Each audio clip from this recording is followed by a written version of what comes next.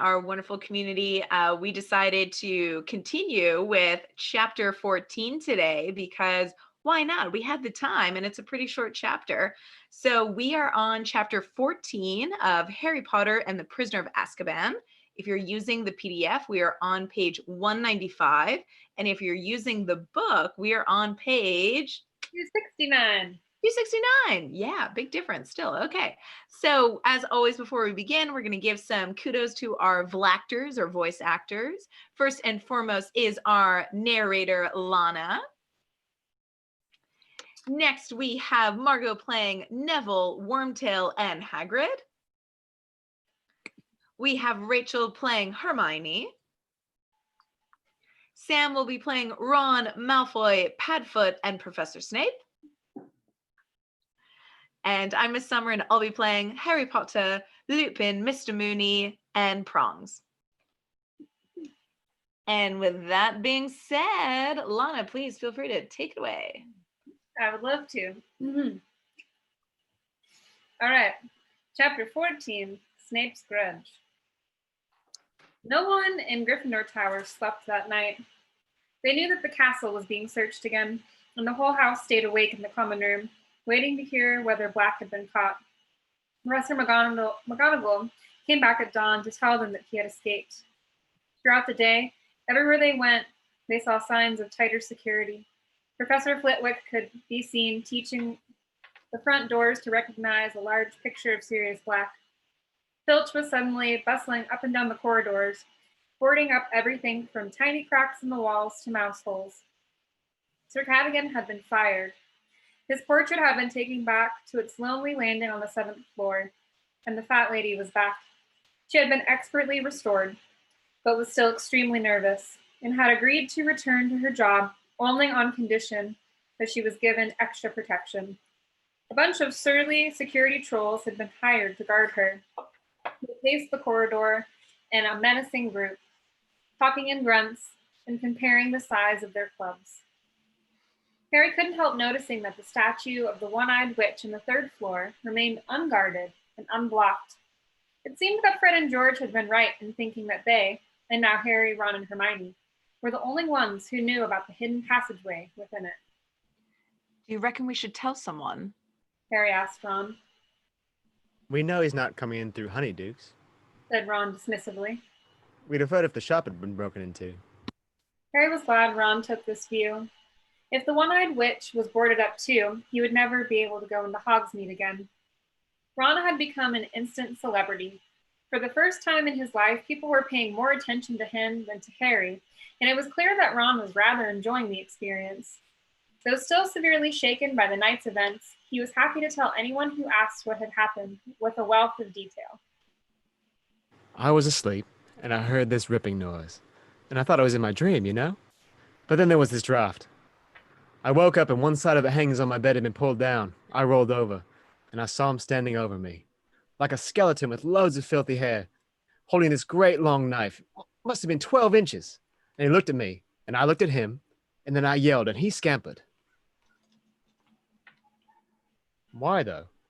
Ron added to Harry, as the group of second-year girls who had been listening to his chilling tale departed. Why did he run? Harry had been wondering the same thing. Why had Black, having gotten the wrong bed, not silenced Ron and proceeded to Harry? Black had proved 12 years ago that he didn't mind murdering innocent people, and this time he had been facing 5 unarmed boys, 4 of whom were asleep. He must have known he'd have a job getting back out of the castle once he'd yelled and woken people up, said Harry thoughtfully. He'd have had to kill the whole house to get back through the portrait hole. Then he would have met the teachers. Neville was in total disgrace. Professor McGonagall was so furious with him, she had banned him from all future Hogsmeade visits, given him a detention, and forbidden anyone to give him the password into the tower. Poor Neville was forced to wait outside the common room every night for someone to let him in, while the security trolls leered unpleasantly at him. None of these punishments, however, came close to matching the one his grandmother had in store for him. 2 days after Black's break-in, she sent Neville the very worst thing a Hogwarts student could receive over breakfast, a howler. The school owls swooped into the great hall, carrying the mail as usual, and Neville choked as a huge barn owl landed in front of him, a scarlet envelope clutched in its beak. Harry and Ron, who were sitting opposite him, recognized the letter as a howler at once. Ron had gotten one from his mother the year before. Run for it, Neville. Ron advised. Neville didn't need telling twice. He seized the envelope and, holding it before him like a bomb, sprinted out of the hall, while the Slytherin table exploded with laughter at the sight of him. They heard the howler go off in the entrance hall, Neville's grandmother's voice, magically magnified to 100 times its usual volume, shrieking about how he had brought shame on the whole family. Harry was too busy feeling sorry for Neville to notice immediately that he had a letter too. Hedwig got his attention by nipping him sharply on the wrist. Ouch! Oh, thanks, Hedwig. Harry tore open the envelope while Hedwig helped herself to some of Neville's cornflakes. The note inside said, Dear Harry and Ron, how about having tea with me this afternoon around 6? I'll come collect you from the castle. Wait for me in the entrance hall. You're not allowed out on your own. Cheers, Hagrid.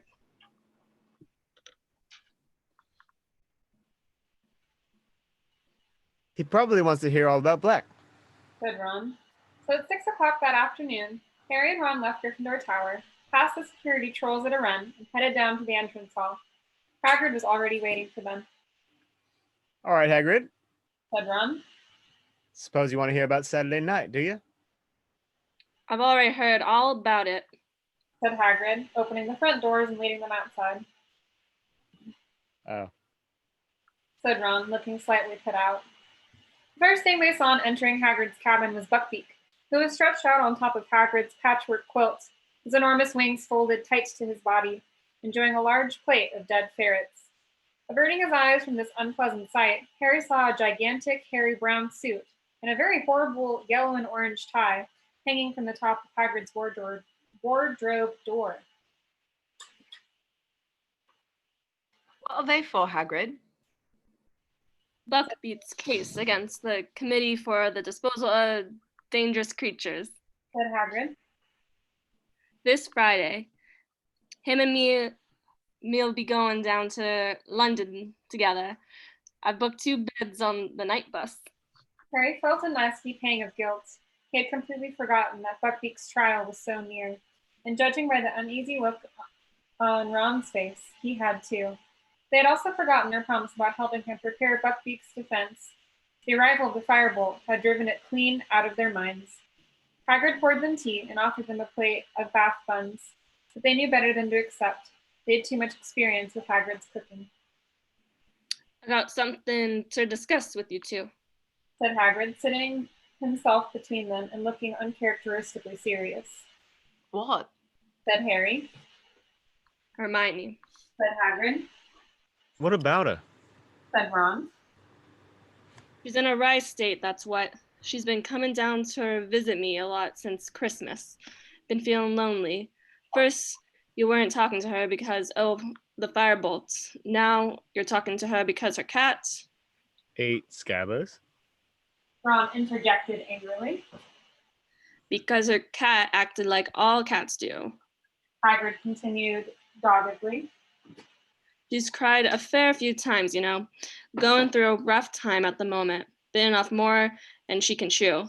If you ask me, all the work she's trying to do, still found time to help me with Buckbeak's case. Mind, she's found some really good stuff for me. Reckon he'll stand a good chance now.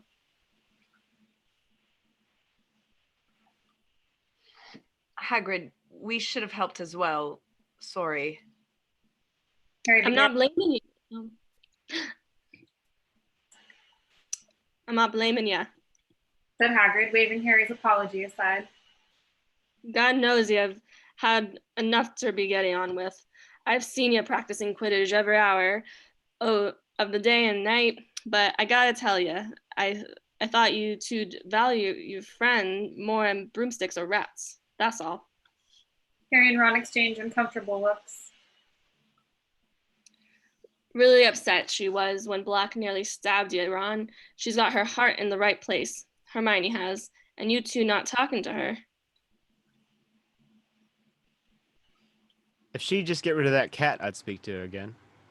Ron said angrily. But she's still sticking up for it. It's a maniac, and she won't hear a word against it.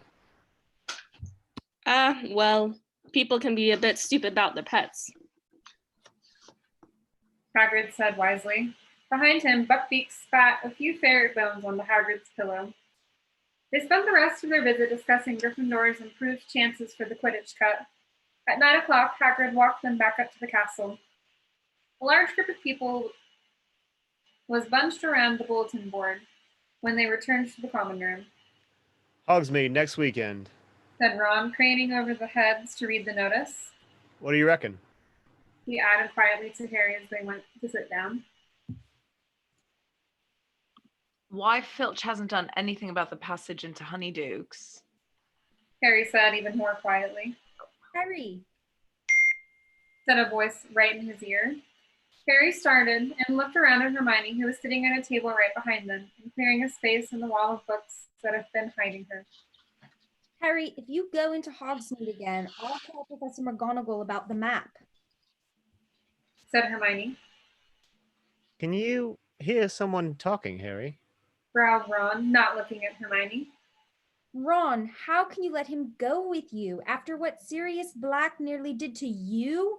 I mean it, I'll tell. So now you're trying to get Harry expelled. Said Ron furiously. Haven't you done enough damage this year? Hermione opened her mouth to respond, and with a soft hiss, Crookshanks leapt onto her lap. Hermione took one frightened look at the expression on Ron's face, gathered up Crookshanks, and hurried away toward the girls' dormitories. So how about it? Ron said to Harry, as though there had been no interruption. Come on, last time we went, you didn't see anything. You haven't even been inside Zonko's yet. Harry looked around to check that Hermione was well out of earshot. Okay, He said. but I'm taking the invisibility cloak this time. On Saturday morning, Harry packed his invisibility cloak in his bag, slipped the Marauder's map into his pocket, and went down to breakfast with everyone else. Hermione kept shooting suspicious looks down at the table at him, but he avoided her eye and was careful to let her see him walking back up the marble staircase in the entrance hall, as everybody else proceeded to the front doors. Bye. Harry called to Ron. See you when you get back.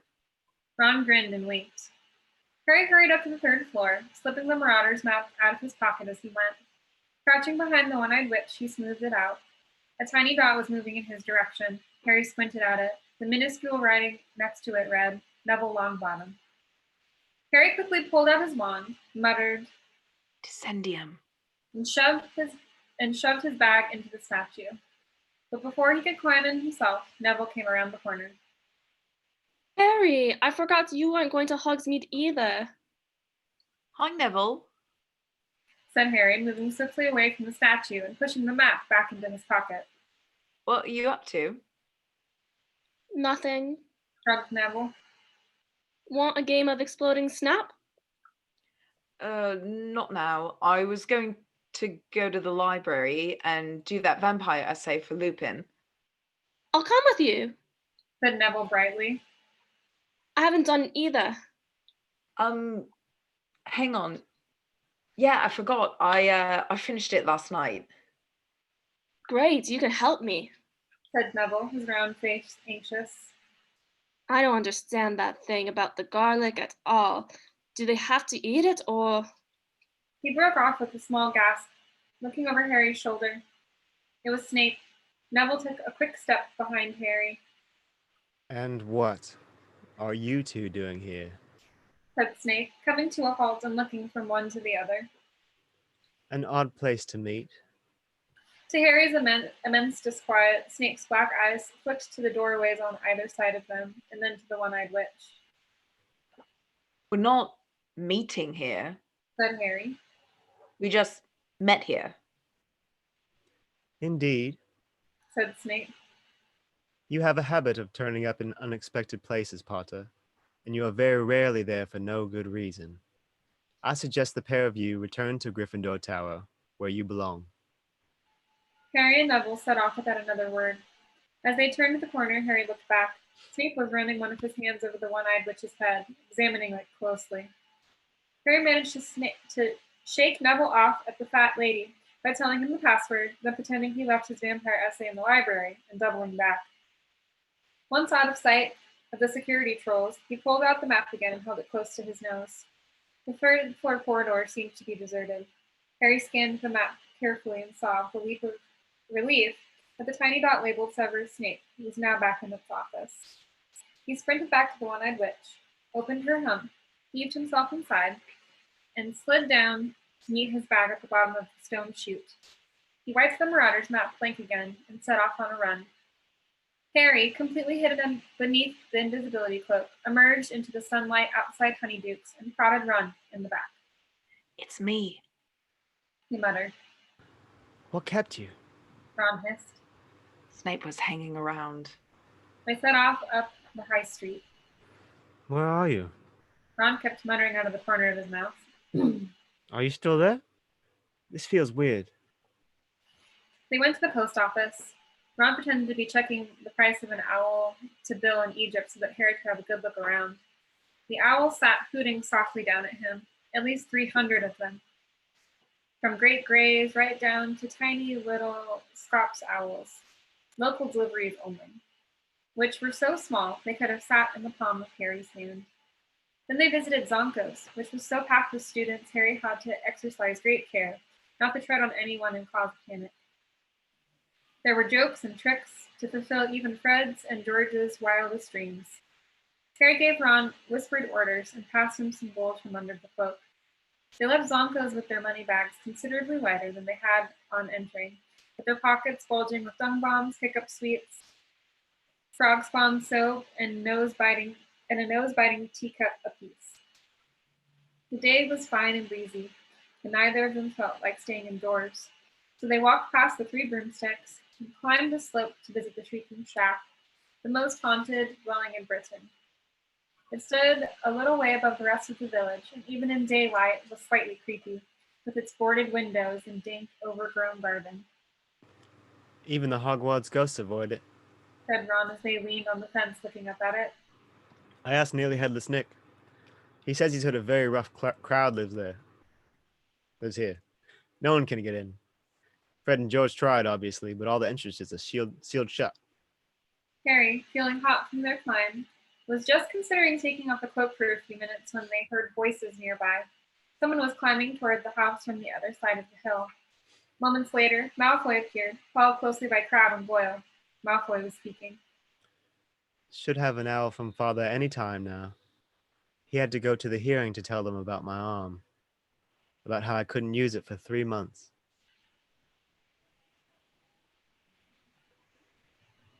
Crabbe and Goyle sniggered. I really wish I could hear that great hairy moron trying to defend himself. There's no arm in him, honest. That hippogriff's as good as dead. Malfoy suddenly caught sight of Ron. His pale face split into a malevolent grin. What are you doing, Weasley? Malfoy looked up at the crumbling house behind Ron. Suppose you'd love to live here, wouldn't you, Weasley? Dreaming about having your own bedroom. I heard your family all sleep in one room. Is that true? Harry seized the back of Ron's ribs to stop him from leaping on Malfoy. Leave him to me. He hissed in Ron's ear. The opportunity was too perfect to miss. Harry crept silently around behind Malfoy, Crabbe, and Goyle, bent down and scooped a large handful of mud out of the path. We were just discussing your friend Hagrid. Malfoy said to Ron. Just trying to imagine what he's saying to the Committee for the Disposal of Dangerous Creatures. Do you think he'll cry when they cut off his hippogriffs? Splat! Malfoy's head jerked forward as the mud hit him. His silver blonde hair was suddenly dripping in muck. What the? Ron had to hold onto the fence to keep himself standing. He was laughing so hard. Malfoy, Crabbe, and Goyle spun stupidly on the spot, staring wildly around. Malfoy, trying to wipe his hair clean. What was that? Who did that? Very haunted up here, isn't it? Said Ron with the air of one commenting on the weather. Crabbe and Goyle were looking scared. Their bulging muscles were no use against ghosts. Malfoy was staring madly around the deserted landscape. Harry sneaked along the path, where a particularly sloppy puddle yielded some foul-smelling green sludge. Splatter! Crabbe and Goyle caught some this time. Goyle hopped furiously on the spot, trying to rub it out of his small, dull eyes. It came from over there, Said Malfoy, wiping his face and staring at the spot some 6 feet to the left of Harry. Crabbe blundered forward, his long arms outstretched like a zombie. Harry dodged around him, picked up a stick, and lobbed it at Crabbe's back. Harry doubled up with silent laughter as Crabbe did a kind of pirouette in midair, trying to see who had thrown it. As Ron was the only person Crabbe could see, it was Ron he started toward. But Harry stuck out his leg. Crabbe stumbled, and his huge flat foot caught the hem of Harry's cloak. Harry felt a great tug, and then the cloak slid off his face. For a split second, Malfoy stared at him. Ah! He yelled, pointing at Harry's head. Then he turned tail and ran, at breakneck speed, down the back of the hill, Crabbe and Goyle behind him. Harry tugged the cloak back up again, but the damage was done. Harry, Ron said, stumbling forward and staring hopelessly at the point where Harry had disappeared. you'd better run for it. If Malfoy tells anyone, you'd better get back to the castle quick.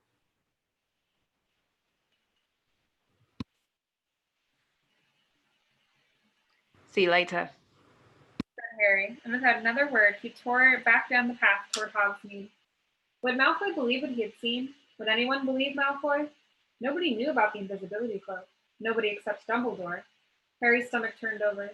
Dumbledore would know exactly what had happened if Malfoy said anything.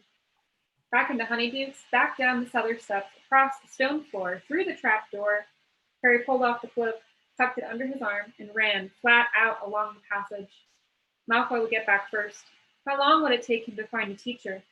Panting, a sharp pain in his side, Harry didn't slow down until he reached the stone slide. He would have to leave the cloak where it was. It was too much of a giveaway in case Malfoy had tipped off the teacher. He hid it in a shadowy corner, and then started to climb, fast as he could, his sweating hands slipping on the sides of the chute. He reached the inside of the witch's hump, tapped it with his wand, stuck his head through, and hoisted himself out. The hump closed, and just as Harry jumped out from behind the statue, he heard quick footsteps approaching. It was Snape. He approached Harry at a swift walk, his black robe swishing, and stopped in front of him.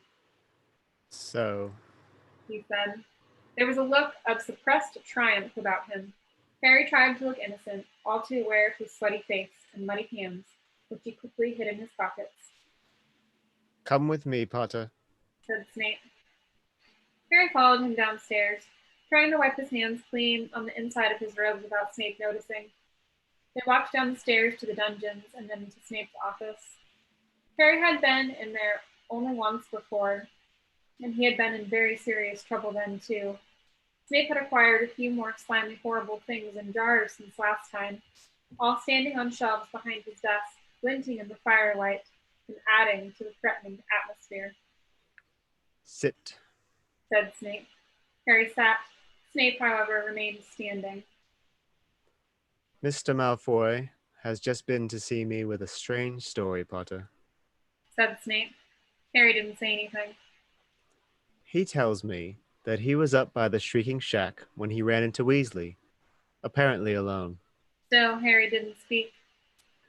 Mr. Malfoy states that he was standing, talking to Weasley, when a large amount of mud hit him in the back of the head.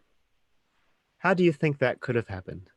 Harry tried to look mildly surprised. I don't know, Professor. Snape's eyes were boring into Harry's. It was exactly like trying to stare down a hippogriff. Harry tried hard not to blink. Mr. Malfoy then saw an extraordinary apparition. Can you imagine what it might have been, Potter? No. Said Harry, now trying to sound innocently curious. It was your head, Potter, floating in midair. There was a long silence. Maybe he'd better go to Madame Pomfrey. Said Harry. If he's seeing things like What would your head have been doing in Hogsmeade, Potter? Said Snape softly. Your head is not allowed in Hogsmeade. No part of your body has permission to be in Hogsmeade. I know that. Said Harry, striving to keep his face free of guilt or fear. It sounds like Malfoy's having Malfoy is not having hallucinations. Snarled Snape as he bent down, a hand on each arm of Harry's chair, so that their faces were a foot apart. If your head was in Hogsmeade, so was the rest of you. I've been in Gryffindor Tower, Said Harry. like you told. Can anyone confirm that? Harry didn't say anything. Snape's thin mouth curled into a horrible smile. So, He said, straightening up again.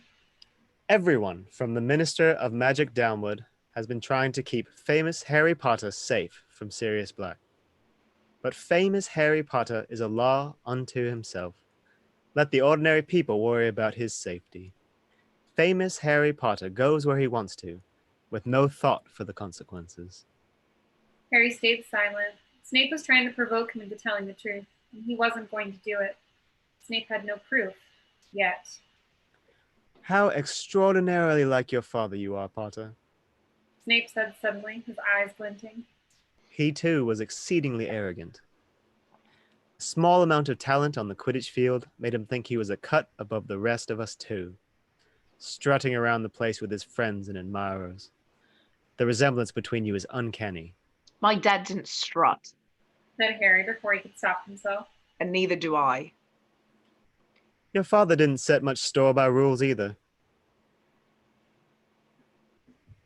Snape went on, pressing his advantage, his thin face full of malice. Rules were for lesser mortals, not Quidditch Cup winners. His head was so swollen. Shut up! Harry was suddenly on his feet. Rage, such as he had not felt since his last night in Privet Drive, was coursing through him. He didn't care that Snape's face had gone rigid, his black eyes flashing dangerously. What did you say to me, Potter? I told you to shut up about my dad. Harry yelled. I know the truth, all right? He saved your life. Dumbledore told me you wouldn't even be here if it wasn't for my dad. Snape's sallow skin had gone the color of sour milk. And did the headmaster tell you the circumstances in which your father saved my life? He whispered. Or did he consider the details too unpleasant for precious Potter's delicate ears? Harry bit his lip. He didn't know what had happened and didn't want to admit it, but Snape seemed to have guessed the truth. I would hate for you to run away with a false idea of your father, Potter. He said, a terrible grin twisting his face. Have you been imagining some act of glorious heroism? Then let me correct you. Your saintly father and his friends played a highly amusing joke on me that would have resulted in my death if your father hadn't got cold feet at the last moment. There was nothing brave about what he did. He was saving his own skin as much as mine. Had their joke succeeded, he would have been expelled from Hogwarts. Snape's uneven yellowish teeth were bared. Turn out your pockets, Potter. He spat suddenly. Harry didn't move. There was a pounding in his ears. Turn out your pockets, or we go straight to the headmaster. Pull them out, Potter. Cold with dread, Harry slowly pulled out the bag of Zonko's tricks and the Marauder's map. Snape picked up the Zonko's bag. Ron gave it to me. Said Harry, praying he'd get a chance to tip Ron off before Snape saw them. He brought them back from Hogsmeade last time. Indeed? And you've been carrying them around ever since. How very touching. And what is this? Snape had picked up the map. Harry tried with all his might to keep his face impassive. Spare bit of parchment. He said with a shrug. Snape turned it over, his eyes on Harry. Surely you don't need such a very old piece of parchment. He said. Why don't I just throw this away?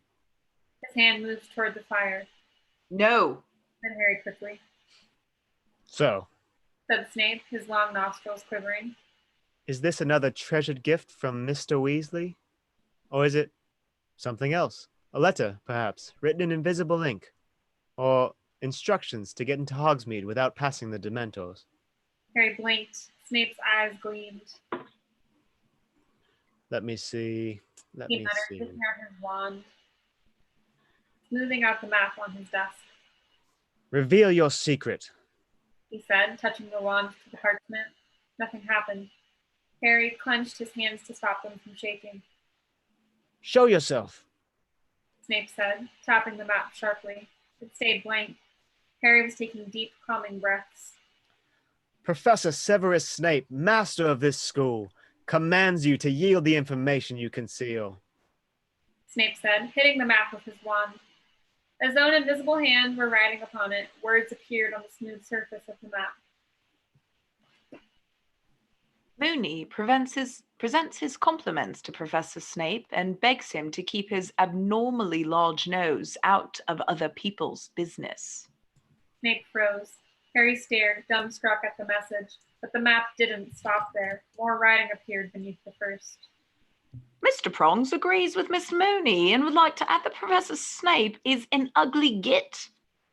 It would have been very funny if the situation hadn't been so serious, and there was more. Mr. Padfoot would like to register his astonishment that an idiot like that ever became a professor. Harry closed his eyes in horror. When he opened them, the map had said its last word. Mr. Wormtail bids Professor Snape good day and advises him to wash his hair, the slime ball. Harry waited for the blow to fall, So, said Snape softly. we'll see about this. He strode across to his fire, seized a fistful of glittering powder from a jar on the fireplace, and threw it into the flames. Lupin! Snape called into the fire. I want a word. Utterly bewildered, Harry stared at the fire. A large shape had appeared in it, revolving very fast. Seconds later, Professor Lupin was clambering out of the fireplace, brushing ash off his shabby robes. You called, Severus? Said Lupin mildly. I certainly did. Said Snape, his face contorted with fury as he strode back to his desk. I have just asked Potter to empty his pockets. He was carrying this. Snape pointed at the parchment, on which the words of Messrs. Moony, Wormtail, Padfoot, and Prongs were still shining. An odd, closed expression appeared on Lupin's face. Well?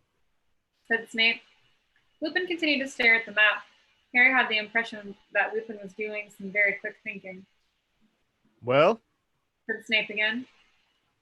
This parchment is plainly full of dark magic. This is supposed to be your area of expertise, Lupin.